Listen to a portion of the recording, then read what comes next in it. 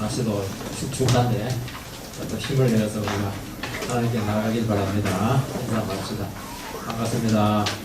축축합니다. 일하겠습니다. 하나님 감사드립니다. 우리 인생에 고비도 있지만은 또 푸른 초장과 같은 평탄한 일도 주시고 화창할 때도 있지만 후년비가 내릴 때도 있음을 고백드립니다. 그러나 그 모든 상황 가운데서도 주님이 함께 계셨기에 너무나 유익했고 기쁘고 풍성했고 참 그곳에 소망이 있었던 것을 생각하게 됩니다. 오늘 이것도 우리가 다시 한 번 더 소망의 시간이 되게 해주시고 우리의 삶의 현장 가운데 주님을 초청하는 복된 믿음의 시간이 되기를 소원합니다. 예수님 이름으로 기도하옵나이다. 아멘. 요한복음 18장 1절 2절입니다. 요한복음 18장 1절 2절.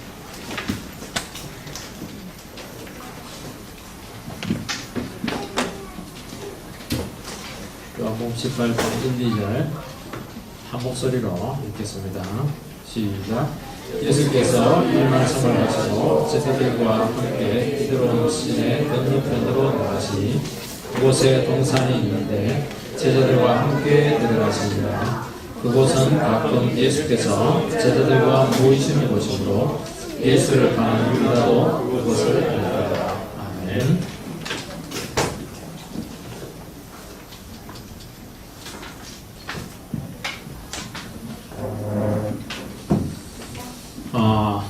위대한 그 줄리우스 시저 세상적으로 위대한데 명언을 좀 많이 남겼어요. 그 중에서 이제 하나가 뭐냐니까 주사위는 던져졌다. 잘 알 겁니다.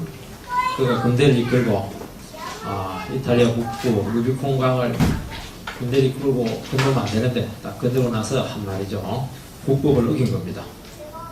그리고 이제는 이제 자기가 죽든 상대가 죽든 내전으로 이제 돌이킬 수 없는 길을 걸어가야 된다 하는 것을 알고 이 말을 한 겁니다.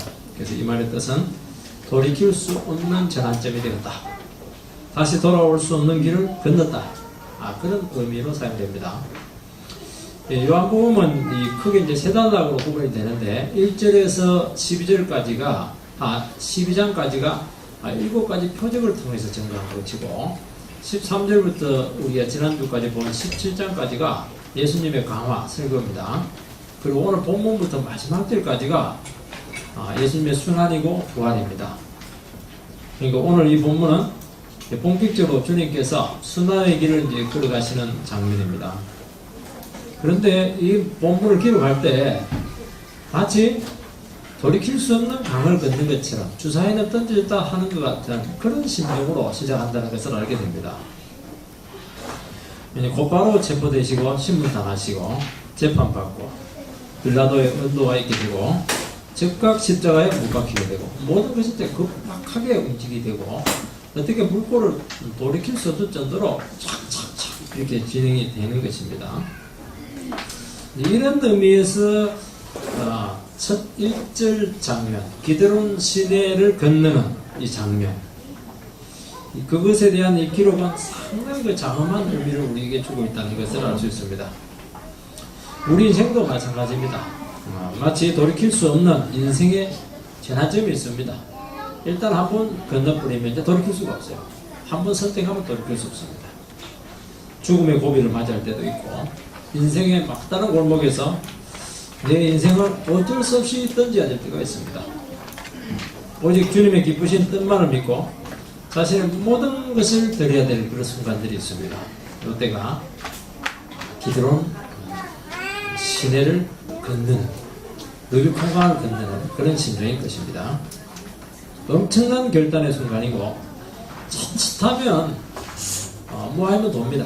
모든 것을 잃어버릴 수 있는 아주 위험한 시기입니다. 그러나 이것이 진정한 구원과 능력과 결정적인 승리의 시발점이다. 믿는 자들에게는 그렇게 지금 말씀하고 있는 것입니다.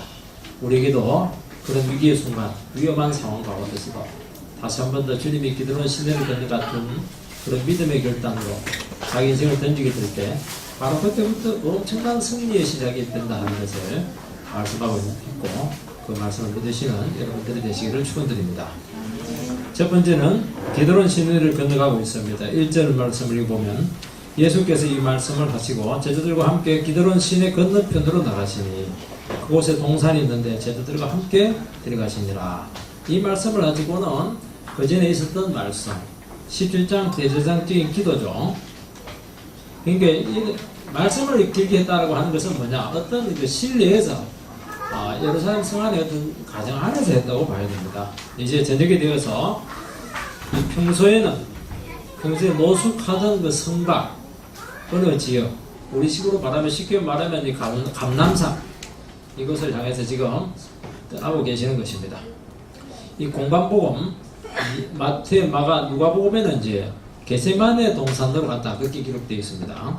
근데 본문에서는 그걸 기록한 것이 아니고 굳이 기드론 시내를 건넜다. 기드론 시내라고 하는 것이 잘 나타나지 않습니다. 그런데 굳이 이 단어를 쓴 것은 상당히 영적인 의미가 있다는 것이죠. 여러분, 요한복음은 한 가지 기록한 특징이 있습니다. 이 세 가지 아까도 얘기한 그 공간복음서는 이 주님에 대한 겟세마네에 대한 이 기도 장면이 굉장히 중요하게 나옵니다. 여기 안 나와요. 어쩌면 나를 버리시나이까 내 때로 마시고 아버지 뜻대로 해달라고 결단의 기도 나오고 땀방울이 핏방울이 되도록 기도하시는 고뇌를 참 인간의 그 가장 깊은 그 속내가 드러나는데 십자가를 앞두고 이 장면이 요한복음에서는 없습니다. 그리고 주님이 십자가 위에서 기도하지 않습니까? 엘리 라마 사박다니 어찌하여 아버지가 나를 버리시나이까. 얼마나 인간적인 고뇌에 찬 기도입니까? 그게 없어요. 그리고 목마르다, 다 이루었다, 이 두 가지 가상칠언 중에 두 가지 말씀은 나오는데 이것은 줄을 달아가지고 이것은 성경 말씀에 대한 인용이다. 그렇게 특별히 줄을 달고 있습니다. 그것은 인간적으로 연약해서 한 말이 아니고 하나님의 말씀을 성취하기 위해서 하신 말씀이라는 것입니다. 굉장히 그 특별한 요한복음의 관점이 있다는 것을 이야기하는 것입니다. 그러니까 요한복음에서는 예수님의 연약한 육신적인 인성적인 측면을 일부러 이렇게 배제를 하고 있고 그분이 얼마나 하나님 되신가 하는 것을 말씀하고 있는 것입니다. 하나님 아들로서 강한 자고 능력이 되시는 분이시고 모든 상황을 통제하시고 예견하시는 그런 지혜자다. 하나님 아들됨에 대한 이런 능력들이 여기서 적나라하게 나타나고 있고 반대로 이런 주님과 함께 했던 제자들 여러 인생들의 모습을 대비시키면서 인생들이 이 능력의 자가 되신 하나님 주님과 함께 걸어가면서도 불구하고 얼마나 실족하고 얼마나 연약하고 얼마나 제대로이고 이기적인가 하는 것을 극명하게 대조를 하고 있는 것입니다. 우리들로 하여금 이분이 진정 하나님의 아들 되심을 경험하고 고백하게 하도록 하기 위해서 기록을 했다는 것을 알 수 있습니다.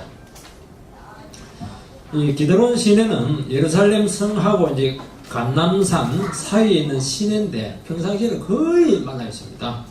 우기 때 잠깐 겨울에 이제 이스라엘은 겨울에 우기게 되는데 잠깐 물이 있다고 하는데 너무 깊이 파져 있기 때문에 상당히 많이 죽어 있기 때문에 기드론 골짜기다 그런 식으로도 많이 표현되어 있습니다. 그리고 그곳에는 이스라엘의 악한 왕들이 던져졌던 무덤으로 사용되기도 했고 공동묘지도 있고 죽음을 상징하는 그런 의미도 가지고 있습니다. 이 기드론이라고 하는 단어 자체의 원래 의미는 뭐냐니까 어두움, 흑암입니다.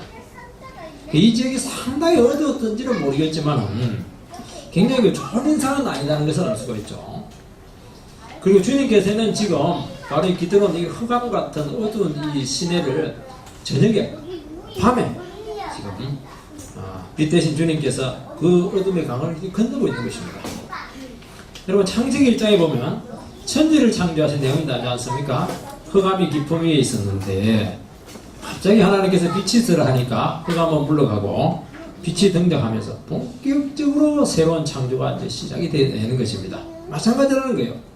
우리 인생은 깊은 제약의 어둠 속에 살아가고 있는데 빛 대신 주님이 지금 이 세상 가운데 왔습니다. 그런데도 불구하고 그분을 알아보지 못하고 막 배척함으로써 더 깊은 어둠의 속에 지금 빠져 있는 것입니다. 기드론 시내 깊은 어둠 속에 지금 빠져 있는 것입니다.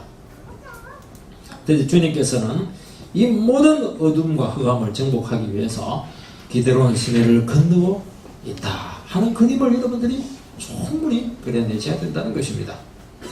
주님은 이제 본격적으로 십자가를 향해서 나아가십니다. 이분은 죽음을 두려워했지만 스스로 결단하고 죽음과 맞서게 되었고 사단의 무슨 권세를 정면으로 대적하고 이제는 돌이킬 수 없는 강을 지금 건너고 계시는 것입니다.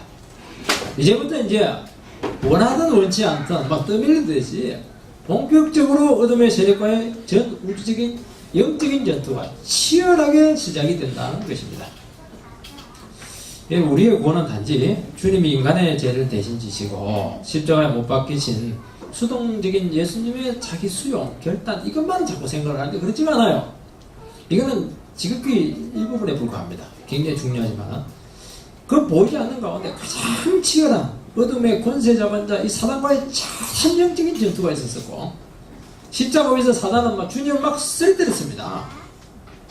주님에게 가장 두려웠던 것은 하나님의 형벌이 자기 자신에게 막 퍼부어지는 것이고 철저히 하나님부터 소외되는 것이었고 바로 그 지점에서 어떻게 되느냐, 우리의 죄는 주님께로 넘어가고 주님의 의와 은총은 바로 이 옮겨져 전가되는 바로 그 순간까지 주님께서는 참으시고 순종하시고 견디시고 결국 이기심으로써 마귀의 그런 승리를 한순간에 뒤집어 놓은 그 사건이 찬 십자가 위에서 결판이 나게 되었다는 것입니다.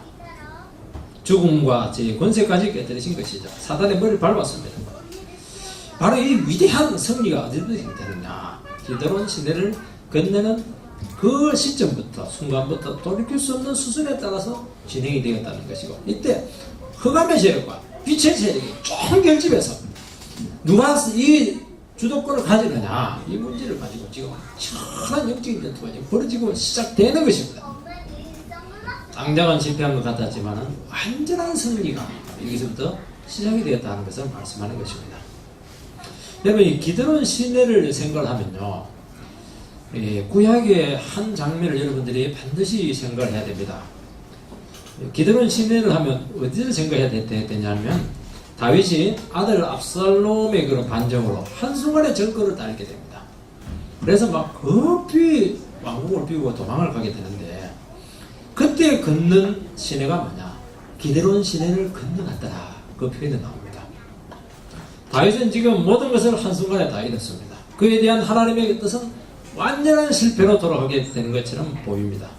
이때 이제 시므이가 나타나가지고 비루한 자요, 사울을 죽인 자요, 온갖 저주의 말을 퍼붓습니다. 자식에게 버림받았습니다. 압살롬에게 그의 생명을 이제 구걸해야 될, 그야말로 생명적으로, 인생적으로, 정치적으로 완전히 죽음의 자리에 그는 빠지게 된 것입니다.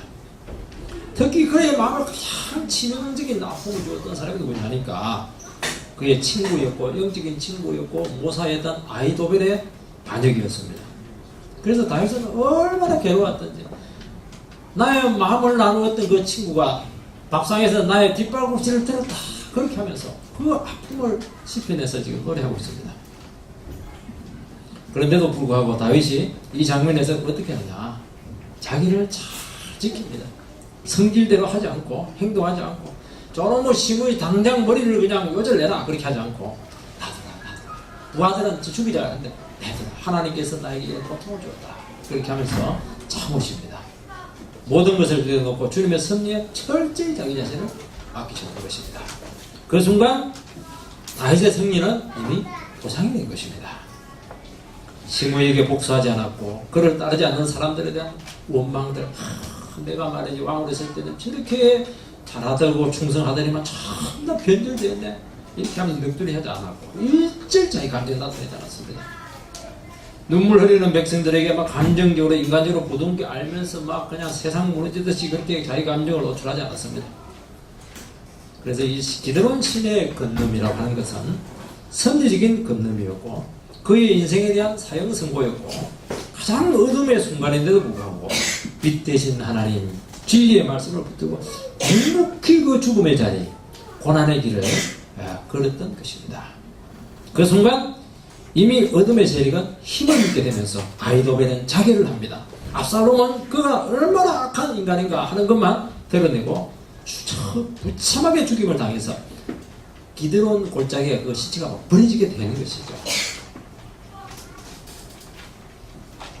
다윗도 바닥에 떨어진 그 영성이 회복이 되었고 그때부터 막 지혜가 살아나게 되고 용기가 살아나고 당당함이 살아나게 되면서 막 능력이 임하면서 상황을 주도합니다. 압도하기 시작했던 것이죠. 이렇게 기드론 시대가 그렇게 중요한 것이죠.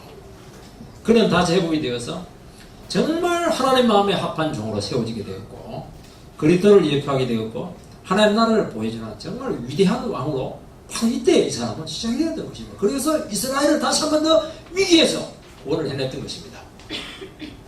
사랑하는 지체 여러분, 오늘 우리에게 기드론 신은 어디에 있는가 하는 것을 이 시간 질문해 보기를 바랍니다.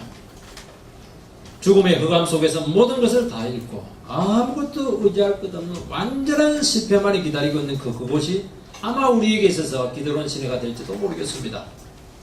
이때 우리들은 인생을 비관하거나 나 다 끝났다 자포자기 하든지 실제로 죽어버려야 되겠다 그렇게 할지도 모르겠습니다. 막 성질 막 부리기도 하고 소리 지를 수도 있어요. 그러나 그때 자기 자신을 실제로 막 죽이고 철저히 낮아지고 자기 성질이나 혈기 부리거나 복수하지 않고 인간적인 감정에 자기 자신 노출시키지 않고 참고 인내하고 바로 기드론 그 신의 그 죽음의 강, 어둠의 강을 순종하면서 묵묵히 건너는 것입니다. 바로 이때 이미 결과는 끝난 거예요. 이때부터 이미 섭리적으로 하나님의 섭리가 착착 그거는 막 불가항력적으로 되는 겁니다. 가장 어려울 때 모든 상황을 한순간에 주님께서는 바꿔낸다는 것입니다. 이게 어디냐? 기드론 시내라는 것이죠. 여러분 다윗이 그토록 처절하게 아들에게 당한 이유가 어디에 있습니까? 아들에게 못해서 그래요? 못한 짓을 했고 아들 상처를 줬기 때문에 그렇게 했습니까? 아니죠. 딱 하나입니다. 아들을 믿었기 때문에 그래요? 아니죠.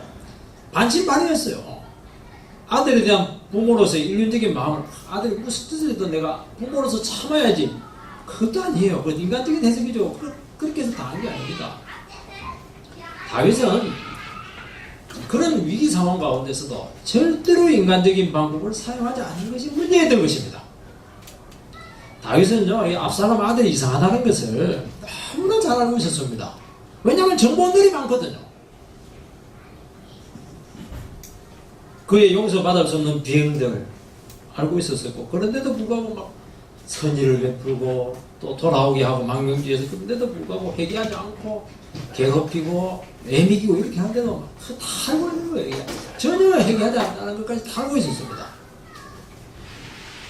그가 왕에 대해서 이미 반역하는 마음을 가졌다는 것을 알았을까요? 알았죠.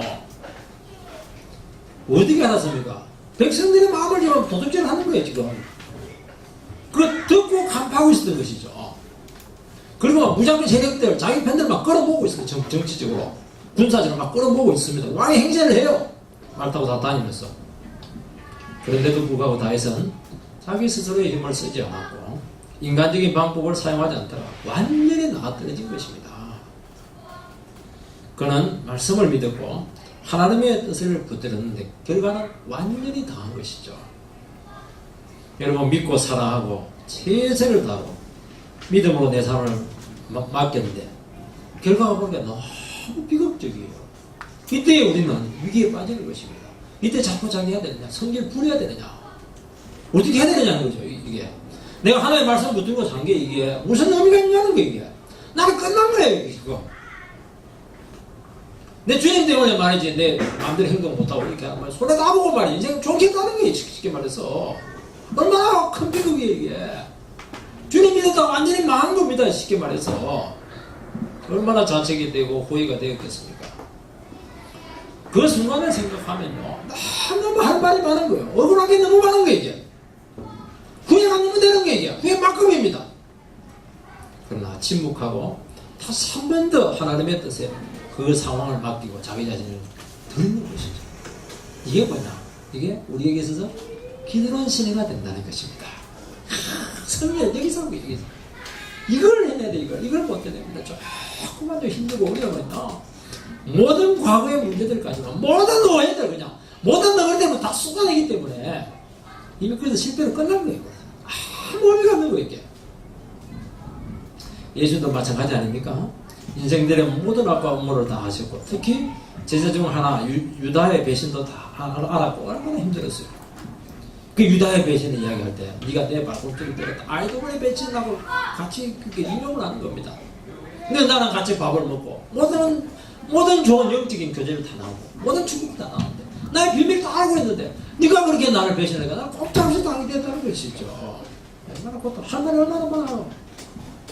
백성들의 마음이 자기 자신에게 돌아선 이유도 알았던 것이죠. 왜요? 인간적인 욕구를 채워주지 않았기 때문에 십자가에 못 박아 죽인 거 아닙니까? 예수님은 그들은 모든 낙을 동원해서 대적함에도 불구하고 하늘에 있는 천사도 부르지 않았고 무력도 동원하지 않았고 그대로 있는 그대로 예수님은 그 모든 제약을 다 당하셨던 것입니다. 불평하고 그대로 당하셨던 것입니다. 이것은 인생들을 사랑하는 것이고 끝까지 그들에게 기회를 준 것입니다. 이게 승리예요. 여기서 뭐 싸우고 대들고 이렇게 하는 게 승리가 아닙니다. 십자가 망해 죽는 게 승리예요. 그들은 모든 재성이 다 드러난데도 불구하고 스스로의 힘을 사용하지 않았습니다. 하나님의 뜻에 대한 확신이 있었기 때문이죠. 그 결과 비참한 십자가 죽음의 자리에 던지게 되었으나 이것이 인생들을 보냈고 인류에게 새로운 승리의 길을 열어주었게 되었고 사단과 죽음과 모든 제약을 이긴 획이 되었다는 것을 생각하시기 바랍니다. 이것이 뭐냐? 기드론 신을 건너는 그 정신 속에 이미 나타나고 있다는 것을 기억해야 됩니다. 이게 되어야 위대한 구원자로 우리가 세워지는 것입니다. 조금만 늘어지고 조금만 힘이 들어지고 이렇게 하면요 하나님도 없어요. 그냥 뭐 지금까지 지난 사람은 없어요. 그냥 모든 것을 엉망으로 다 만들어 놓는 것입니다. 어떻게 그 사람이 위대한 구원자로 다른 영혼을 섬긴다, 하나님 나라를 섬긴다, 그런 말은 자기가 없는 것입니다. 두 번째는 제자들과 함께 하셨습니다. 함께 가셨던 것이죠. 1절 하반절 말씀을 보면 그곳에 동산이 있는데 제자들과 함께 들어가시니라. 주님이 본격적으로 위험한 시점이 되었다는 것을 아셨습니다. 위험한 상황이 되면 피해를 최소화해야 되죠. 그래서 제자들을 숨겨두어야 피하게 해야 정상인 것입니다.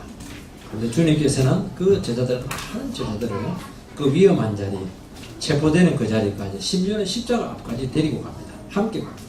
그 이유는 두 가지입니다. 하나는 예수님은 어떤 상황 가운데서도 제자들을 지켜낼 수 있는 능력이 계시기 때문입니다. 또 하나는 주님에게 일어날 그 십자가의 길을 마지막까지 경험하도록 하기 위해서 그렇게 하신 것입니다. 왜냐하면 이제는 십자가의 증인이 되어야 되거든요. 아무리 위험하더라도 너무나 중요한 자리고 너무나 중요한 시점이라면 그걸 회피하지 않아야 된다는 것입니다.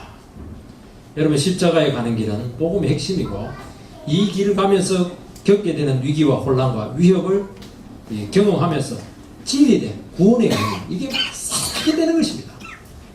주님의 하나님 아들 되신과 인생들의 그 이기적이고 부패적인 본성 자기 자신들의 그 무능력 이기성들이 적나라하게 드러나게 되는데 이 모든 것을 주님께서는 이 위험한 상황 속에서 제자도 같이 경험하기를 했던 것입니다. 그래서 사지로 데려가는 것입니다. 여러분 시험을 볼 때마다요 늘 실패하는 학생들이 있습니다. 그 이유는 실패한 시험지를 다시 점검을 해보지 않기 때문에 그렇게 하는 것입니다. 너무 보기 싫은 거예요 이게. 그렇지만은요 보기 싫지만은 고통 가운데 다시 실패한 시험지를 다시 풀어야 하는데 이 작업을 그냥 안 하는 겁니다. 여러분 낮게 받은 시험지를 풀면서 뭐 하겠어요? 잘했다 그렇게 하겠습니까? 자책하게 되죠. 막 회환이 막 듭니다. 억울하게 틀렸다 뭐 억울해하고 막 아쉬워하고 말이죠. 3번을 찍었는데 왜 2번을 내가 돼 있을까요? 라면서 말이죠. 그걸 막 절대로 느껴야 된다는 것이죠. 내가 지문을 잘못 읽은 거야. 아는 내용인데 내가 착각을 해서 답안지에 잘못 옮겼던 게 문제였어. 찍었는데 왜 그냥 처음 찍은 그대로 놨는데 왜 바꿨을까? 온갖 실패들을 다시 경험하면서 결론이 뭡니까? 그래 이게 내 모습이구나. 이게 내 실력이다. 그 인정까지 딱 나갈 때 실력이 딱 올라서는 겁니다. 다시 그 실패를 되풀이하지 않는 것이죠. 그래서 막 시간이 지나면서도요 그 실패의 순간만 생각하면 화가 나고 기분이 나쁘고 막 분통이 터지고 그렇게 말이지 이렇게 하는 것입니다. 반성하면서 실력이 커지고 자라게 되고 사람의 이름으로 지게 되는 것입니다. 주님께서는 마지막 순간까지 제자들을 데리고 가셨습니다. 그들에게 일일이 지침을 내지 않았습니다. 물론 중요한 말씀 몇 가지 말투로 박아놨어요. 목자를 치리니 양들이 흩어지리라. 너희 중에 하나는 마귀니라. 왜냐하면 유다가 마귀짓 하는 것이거든요. 이런 말들은요, 이런 상황들은 그 상황을 접하면 완전히 영혼이 망가지기 때문에, 망가지면 안 되기 때문에 이런 말들은 몇 개 말투로 박아놔야 돼요. 이거는 하나님 뜻 안에 있다는 거 아닙니까? 미리 얘기하는 거예요. 미리 아주 위험하고 미리 주님께서 손을 써놓은 거거든요. 내가 너희들보다 먼저 갈 일로 가 있겠다 말이죠. 베드로 너 세 번 부인할 거야. 이건 너무나 위험한 장면이거든요. 이것은 주님께서 미리 말씀하심으로써 대비를 시켜 놓았던 것입니다. 그러나 대부분은 그 현장에 주님께서는 그대로 노출시켰습니다. 그들은 당황했고 갈등했고 대혼란에 빠졌고 소용돌이에 빨려들었습니다. 그러면서 강력한 하나님의 아들의 모습, 모든 상황을 통제하시고 섭리하시는 그 한 분을 현장에서 체험하게 되었던 것이고 3년 동안 따라다니기 이상으로 그딱 하루 저녁에 주님다워서 하나 아들다워서 그대로 한순간에 다 체험했던 것입니다. 가장 연약한 모습으로 있는 그분의 모습을 보면서 처음에는 기대감이 무너지면서 정말 이분이 하나님의 아들이신가 의심을 하게 되면서 왜 왔는가 고민하게 되면서 점점 하나님의 깊은 뜻을 그들은 알게 되는 것입니다.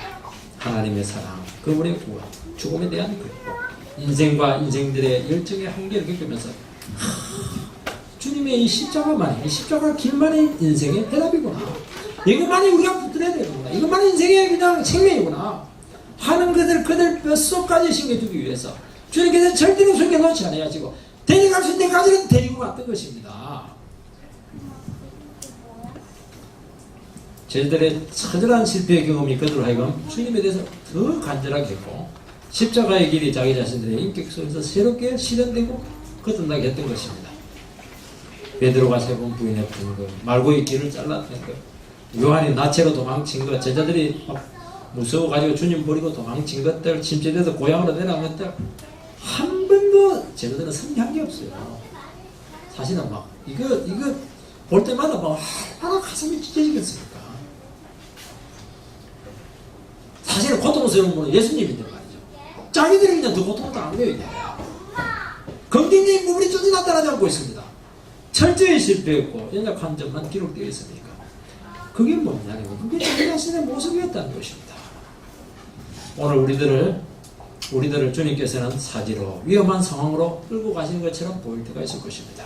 위기로 실패로 헤어나올 수 없는 고난으로 끌고 가셔서 우리가 모든 것을 경험하게 하실 때가 있을 것입니다. 사람은 겪어보지 않고 말로만으로는 뭐랍니다. 십자가 몰라요. 말씀부터 나는 무슨 말인지 모릅니다. 고난의 의미가 있다는 무슨 놈의 의미가 있어요. 편안하게 다 살려고 하지. 주님께서 끌고 가니까 그 모든 상황을 다 경험을 해보니까 인생의 의미를 알게 되고 신앙의 중요한 영적인 의미를 하나마 깨달을 수 있는 것입니다. 내가 얼마나 준비가 안 되어 있는지, 내가 얼마나 부족하고 이기적인 존재인지 말은 하지 않지만 한번 위험한 상황으로 사지로 한번 끌려가 보면 내 모습이 저질이 노출되는 것입니다. 한번 사지에 끌려가 보고 자신들의 기대가 완전히 무너지는 경험을 통해서 오직 하나님의 말씀만이 결정적인 위에서 우리를 붙들어주는 유일한 구원의 뿌림을 알고 오직 그분의 말씀만 붙들고 십자가만 붙들게 되는 것입니다. 저희 가정에 이제 딸의 그 질병과 함께 여러 가지 복합적인 위기들이 한순간에 저희 부부를 막 덮치게 되었습니다. 정말 위험한 상황이었습니다. 설명도 안 되고 이해도 안 되었습니다. 그러나 저를 더 힘들게 했던 것은 제 자신 안에 있는 온갖 죄악의 쓰레기들이 그때 막 마치 분수에서 안에서 뭐 생수가 올라오듯이 그렇게 막 솟구쳤던 것입니다. 분노도 처리되지 않았고 야망도 해소되지 않았고 미움과 비교의식과 열등감들이 한꺼번에 제 전 사역과 삶을 막 광야로 황폐하게 만들어 놓았습니다. 얼마나 내 자신이 성도로 사역자로 부족한 그릇인지 제대로 할 수 있는 것이 아무것도 없다는 것을 그때 알게 되었습니다. 그 전에 잘했어요. 설교도 막 열심히 하고 전도도 열심히 하고 했었습니다. 한번 딱 겪어보니까 내가 할 수 있는 게 진짜 아무것도 없더라고요. 말도 못하겠어요. 사람 앞에 서지도 못하겠어요. 성경 공부는 더 못하겠어요. 할 수 있는 게 없어요. 상담도 못하겠어요. 그런데 주님은 막다른 길로 가지 못하도록 말씀으로 미리미리 말뚝을 박아놨습니다. 이 고난으로 멸망한다. 고난에는 끝이 있다. 언제인지는 모르겠지만 어떻게 끝날지는 모르겠지만 유익이 있다. 그렇게 말씀은 하시는데도 불구하고 현실 속에서는 막 칼피를 잡지 못했습니다. 결과론적으로 그렇게 되었고 이 경험이 우리 가정과 우리 부부의 신앙과 목회의 든든한 기초가 여기서 사실은 다 만들어지게 되었던 것입니다. 이 고난의 체험이 아니었다면 정말 뭘 모르고 살아가는 인생이 되었을 것이고, 참 내가 얼마나 위대하고 대단한 사람이냐 착각하면서 그렇게 살았을 것입니다. 이때 폭풍적인 변화가 일어나게 되고 인생 전체가 개조되는 것을 경험하게 되었던 것입니다. 이때 하나님의 아들 되심이 얼마나 위대한 능력인지, 하나님의 말씀이 왜 생명이 되는지, 왜 말씀만 붙들고 살아야 되고 체험적으로 알게 되면서 나의 인생 전체를 전적으로 주님께 드리고 남은 생을 이 위대한 복음을 전가하는 데 헌신하는 너무나 엄청난 변화들이 여기서 다 이루어지게 되었던 것입니다. 지금도요, 태풍이나 이 폭풍, 지금도 태풍이 올라오고 있는데 천둥과 번개와 엄청난 비바람을 동반한 재난이지 않습니까? 재난이라고 그래요. 천재지변이라고 하지 않습니까? 그런데 이게 나쁜 것만 아니에요. 큰 변화를 가지고 태풍이 지나가면 변화가 일어납니다. 한순간에 해갈을 하게 되고요. 바다의 녹조 현상이 해결이 되고 지구가 깨끗해집니다. 적도가 막 펄펄 끓고 있는데 근데 적도에서 다 타죽어요. 한순간에 태풍이 돼가지고 막 열을 옮겨버리기 때문에 지구가 일정한 온도를 유지하게 되는 것 아닙니까? 엄청난 바다의 부유물들, 파도 갖고는 안 되거든요. 저 깊이 있는 부유물들 쓰는 것들은 막 태풍이 뭐 휘저어버려야 돼요. 해양이 비옥하게 될 뿐만 아니라 수많은 생물들이 거기서 다시 한 번 더 힘을 얻는 거 아닙니까? 그리고 육지의 식물들, 천둥, 번개를 통해서요, 얼마나 유익한 것들이 많은지 모른다고 합니다. 눈에 보이지 않는 얻는 것들이 너무 많다는 것이죠. 꼭 이 재난만 아니라는 겁니다.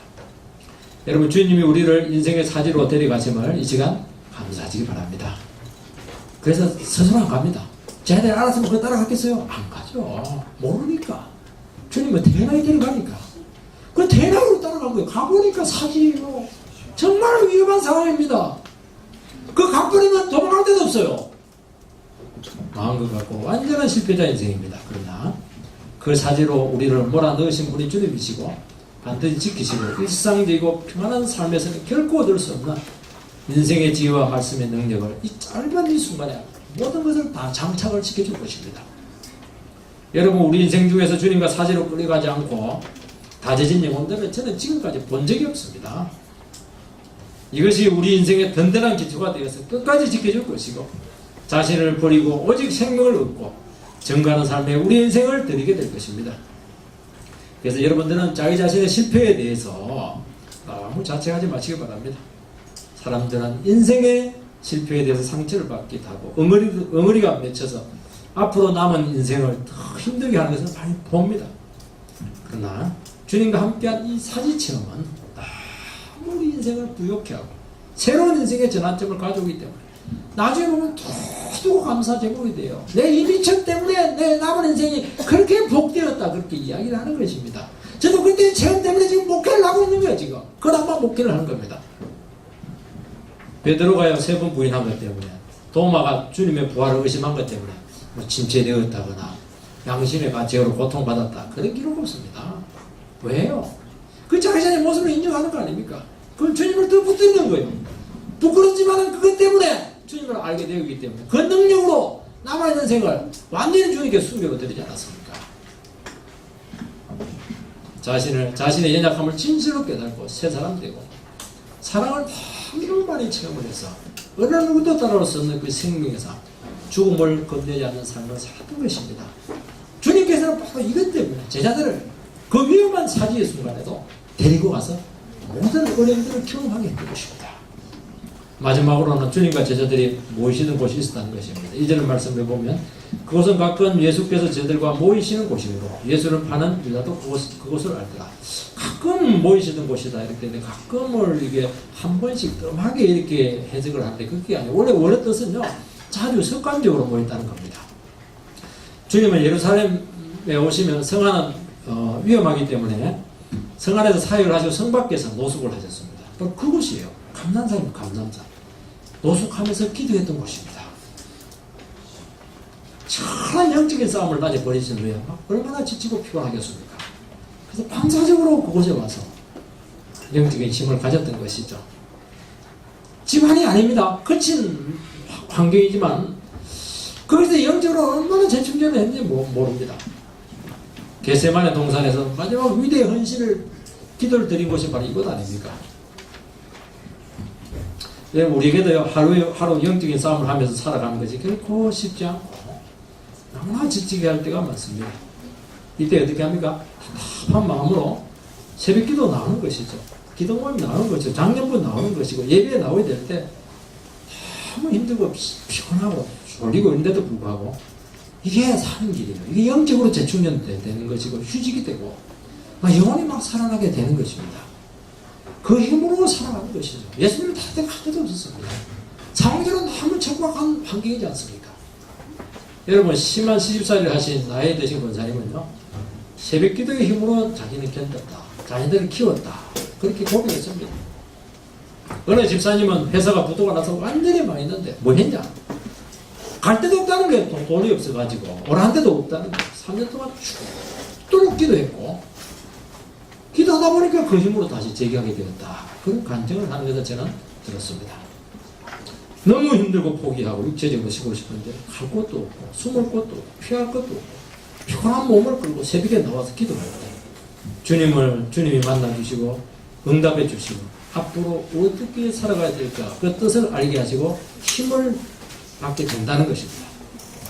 여러분 우리에게 있어서 답답한 문제가 있다고 하는 것은 스스로의 힘으로 그 문제를 극복할 수가 없다는 것입니다.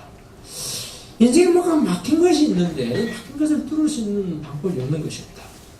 이때는요 그 답답한 심정을 가지고 기도 자리로 반드시 나와야 됩니다. 그러면 해결의 실마리가 보여요. 이상하게 가슴이 이렇게 좀 뭐가 뚫리는 것 같습니다. 일에 의사소리가 막 정해집니다. 실타래 갔는데 실타래가 막 선 매듭이 막 얽힌 문제들이 풀리기 시작하는 것 같아요. 해결의 실마리가 보이는 거예요. 아무도 방해받지 않는 그곳에서 답이 드러나는 것이죠. 그러니까 뭐죠? 그 척박한 곳에 가서 뭐예요? 뭐 이거 없죠. 그래서 주님과 제자들에게 겟세마네 동산은 너무나 특별한 곳이었습니다. 그곳에서 기도하고 반성하고 새해 먹게 되고 막 제자들이 기도도 안 돼가지고 예수님 막 책임하고 너희들 왜 한시도 못 뺐냐 그렇게 막 책임하고 받기도 이게 참 좋다는 거예요. 이게 이 힘으로 제자들이 십자가를 통과하지 않았습니다. 십자가의 승리도요 겟세마네 기도에서 결판이 난 겁니다. 위대한 기도를 하게 되는데 자신을 드려 죄인들을 구하는 최고의 기도의 모범을 좋은 신뢰에서 하지 않았습니다. 제자들이 직접 보고 함께 기도하고 체험하게 했던 것입니다. 십자가의 무기명인 것이죠. 우리도요 내 문제만이 아닙니다. 우리는 자꾸 기도할 때 내 자식, 내 문제, 내 가정, 내 사업 그거 갖고 안 돼요. 예수님 겟세마네도 그 기도했어요? 아니잖아요. 영혼을 위해서 하나님 나라에서 기도했던 것이거든요. 다른 영혼을 위해서 시선을 돌려야 되는 것입니다. 그러면요 내 문제가 사소해집니다. 내 자식 문제가 그렇게 크지 않아요. 내 중심성이 극복이 됩니다. 기도로 말씀으로 나가면요 위대한 출발이 여기서 되는 것입니다. 이게 하나의 뜻 아닌가요? 저는요 내 영성이 떨어지고 실패하고 이렇게 했을 때마다 너무 내 중심적이라는 것을 너무 알게 됩니다. 내가 얼마나 사랑이 없고 이기적인지 기도하는 순간 그게 다 나타나요. 그전에는 막 그냥 부인하고 이야기하고 다들 이야기하고 막 그냥 내 어려운 걸 막 이야기하는데 기도 탁 하면 전부 다 내 문제입니다. 그때는 안 되는데 기도 자리에 오니까 이게 막 청나하게 드러나는 거예요. 이게 여러분 우리들은 자주 모이는 곳이 어딘지 스스로 질문해 보시기 바랍니다. 안 모여도 돼요. 혼자 가실 때요. 습관적으로 컨디션과 상관없이 마치 자녀들이 때가 되면 집에 돌아오듯이 그런 영적인 자리가 우리에게 있는가 하는 것을 질문하는 것입니다. 우리들의 삶을 보면요 다 괜찮아요. 부족한 것이 없는 것 같아요. 월급 잘 나오고 있는 것 같아요. 많은 부분이 갖춰져 있어요. 재주도 많아요. 부족한 게 하나도 없는 것 같아요. 근데 모르는 게 있습니다. 다 2%가 부족한 거예요. 2%가 음료수가 아닙니다. 2%가 부족해요. 항상 삶에서 매듭이 안 되는 부분이 있는 거예요. 다 돼 있는데 다 2%가 매듭이 안 주어지는 거예요. 결론이 안 나는 거예요. 이게 이것은 무엇을 얘기하는 것입니까? 함께 모여 기도하는 그 자리가 아직 못하는 겁니다. 죽도록 기도하는 거예요. 그래서 말해도 무슨 하나님 나를 위해서, 다른 영혼을 위해서, 자기 자신을 위해서 고개할 때 하나님께 그 이불을 탁 채워주면서 인생이 전기가 되면서 딱 한 단계 나가게 되고 정말 하나님의 쓰이는 도구로 세워지게 된다는 것을 믿으시는 시대 되시기를 주님의 이름으로 축원드립니다. 우리 한번 기도 한번 하겠습니다.